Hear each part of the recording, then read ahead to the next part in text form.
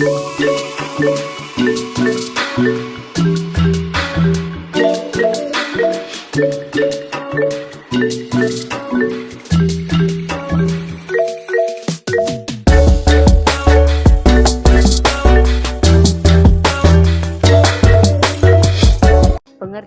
subjek evaluasi. Menurut Rahmat 2019, subjek evaluasi pendidikan adalah seorang yang melakukan pekerjaan evaluasi dalam pendidikan. Sedangkan subjek evaluasi menurut Haryanto 2020, subjek evaluasi pendidikan atau evaluator adalah orang atau pihak yang melakukan penilaian atau evaluasi terhadap hasil pembelajaran peserta didik yang disesuaikan dengan merujuk pada tujuan atau ketentuan dari pembelajaran itu sendiri. Syarat menjadi subjek evaluasi pendidikan. Syarat yang pertama yaitu memahami materi yang akan dievaluasi. Yang kedua, menguasai teknik. Yang ketiga, bersifat objektif dan cermat. Yang keempat, memiliki sikap jujur dan dapat dipercaya. Yang kelima yaitu hati-hati dan bertanggung jawab. Subjek dalam evaluasi pendidikan. Yang pertama, prestasi belajar, maka subjek evaluasinya adalah guru atau dosen. Yang kedua, sikap peserta didik, maka subjek evaluasinya adalah guru atau petugas yang sebelum melaksanakan evaluasi tentang sikap tersebut.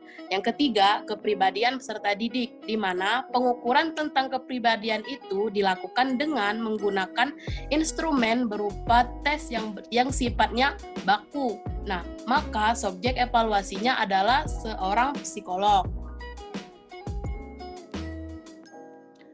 Jenis-jenis subjek evaluasi pendidikan ada dua. Yang pertama, evaluasi internal, evaluasi yang dilakukan oleh orang dalam sekolah sebagai evaluator, misalnya pengajar atau guru. Nah, yang kedua, evaluasi internal, evaluasi yang dilakukan oleh orang luar sekolah seperti evaluator, misalnya orang tua dan masyarakat. Kurikulum 2013 merupakan seperangkat rencana dan pengaturan mengenai tujuan, isi, dan bahan pelajaran yang digunakan sebagai pedoman dalam kegiatan pembelajaran.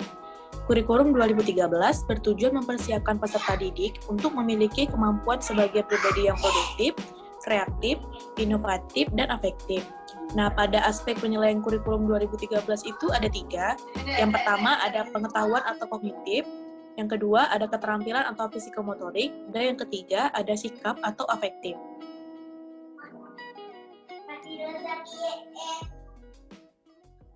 Lalu ada kesulitan guru dalam melakukan penilaian hasil belajar siswa dalam kurikulum 2013. Kesulitan guru dalam memberikan penilaian hasil belajar siswa pada kurikulum 2013. Jumlah siswa di dalam satu kelas terlalu banyak untuk diamati.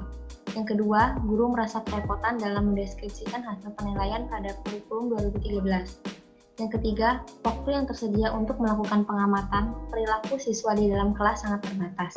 Dan yang terakhir adalah kesulitan dalam memberikan nilai yang adil dan representatif.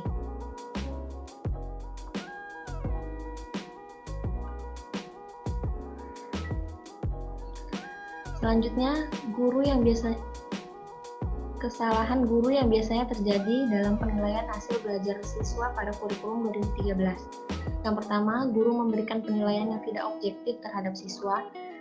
Yang kedua, kebanyakan dari guru kurang memahami serta kompetensi guru dalam melakukan penilaian pun masih belum memadai. Dan yang terakhir adalah guru belum memahami cara membuat instrumen penilaian sikap dan mengalami miskonsepsi antara Hasil analisis kemampuan guru SMA dalam melakukan penilaian hasil belajar.